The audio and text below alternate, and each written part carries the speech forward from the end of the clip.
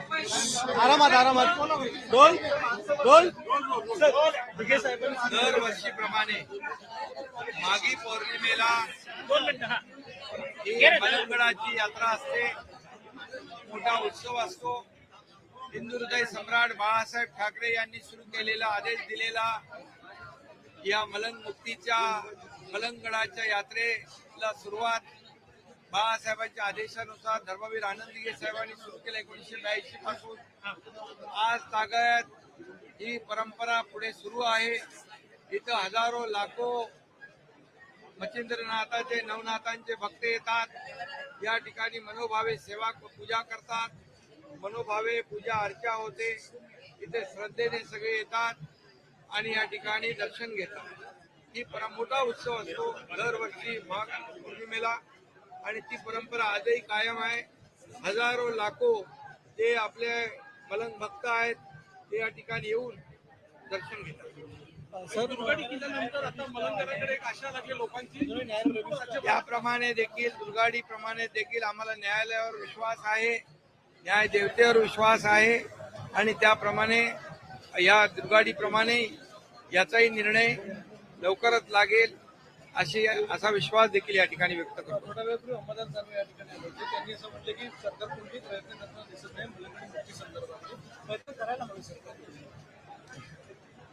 हे काही बाबी ज्या आहेत न्यायप्रविष्ट असल्यामुळे न्यायालयाकडे जे काही पाठपुरावा आहे तो सुरू आहे आणि मी खात्रीने सांगतो, विश्वासाने सांगतो की जसं दुर्गाडीचा निर्णय झाला तसाच निर्णय याचाही होईल. तर महत्वाचं म्हणजे आणि मोठ्या प्रमाणावर इथं मोठ्या प्रमाणावर सर्व मलंग भक्त येतात आणि मलंगनाथाची इथं नाथांचं हे स्थान आहे, मच्छिंद्रनाथांचं स्थान आहे आणि त्यामुळे इथं आल्यानंतर एक वेगळी अनुभूती होते आणि म्हणून दिघे साहेबांनी सुरू केलेला ही परंपरा अखंडितपणे त्यांचे कार्यकर्ते कायम सुरू.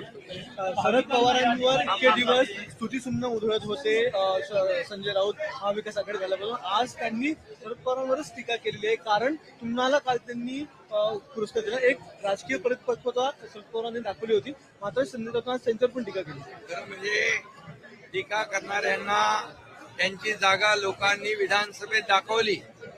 त्यांनी चारी मुंड्या चित केलं, सुपडा साफ केला आणि घरी बसवलं. आता त्यांचं संतुलन गेलेलं आहे आणि खऱ्या अर्थाने देश ज्या द्वेषाने ते पछाडलेले आहे.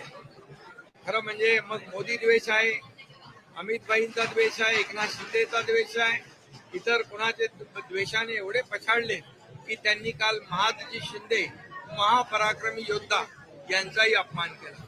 त्यांनी साहित्य संमेलन जे होतंय साहित्यिकांना दलाल म्हणून संबोधलं, त्यांचाही अपमान केला आणि या देशाचे ज्येष्ठ नेते शरद पवार साहेब आतापर्यंत त्यांना वंदनीय होते. माझा सत्कार केल्यानंतर ते त्यांचाही अपमान केला आणि म्हणून ही जनता जी आहे उघड्या डोळ्याने पाहते. आम्ही आरोपाला आरोपाने उत्तर देणार नाही, कामातून उत्तर देणार आणि मला अभिमान आहे की महापराक्रमी योद्धा महादजी शिंदे यांनी दिल्लीच्या तख्तावर छत्रपती शिवाजी महाराजांचा भगवा डौलाने फडकवला. तो महापराक्रमी महादजी शिंदे राष्ट्र गौरव पुरस्कार या एकनाथ शिंदे सारख्या कार्यकर्त्याला मिळाला. हे माझं भाग्य आहे आणि शरद पवार साहेबांनी तो दिला याचंही मला समाधान आहे. आणि महादजी शिंदे यांचे थेट वंशज केंद्रीय मंत्री ज्योतिरादित्य शिंदे यांच्या उपस्थितीत दिला. या सगळ्यांचा त्यांनी अपमान केलेला आहे आणि म्हणून मी एवढंच सांगेन की जनता सुज्ञ आहे. महाराष्ट्राला एक परंपरा आहे, महाराष्ट्राची एक संस्कृती आहे चांगल्याला चांगलं म्हणण्याची. पण यांच्याकडून काय अपेक्षा करणार आपण आज. म्हणून जनता त्यांना धडा शिकवेल. जनतेने विधानसभेत त्यांना धडा शिकवलाय, अजून त्यांना त्याच्यातून काय बोध घेता आला नाही. त्यांनी आत्मपरीक्षण करावं, आत्मचिंतन करावं, एवढंच माझं त्यांना. राजन साळवी प्रवेश करतात आपल्याकडे, अनेक म्हणजे मोठ्या प्रमाणात प्रवेश अजूनही सुरू आहे. आता इथं काय हे प्रवेशाचा विषय नाही, पण जे शिवसेनेमध्ये येतात त्यांचं मी स्वागत करतोय. शिवसेना एक बाळासाहेबांच्या विचाराची, धर्मवीर आनंदगिरी साहेबांच्या विचाराची शिवसेना पुढे जाते आहे. 2.5 वर्षात सरकारने काम केलं, जे काम लोकांनी विश्वास दाखवलेला आहे, आणि म्हणून जे येत आहेत त्यांचं मी स्वागत करतोय. जे काय येत आहेत याचं आत्मपरीक्षण समोरच्या लोकांनी करावं. भाविकांना आता फेनिक्युलर रेल्वे सुरू झालेली आहे.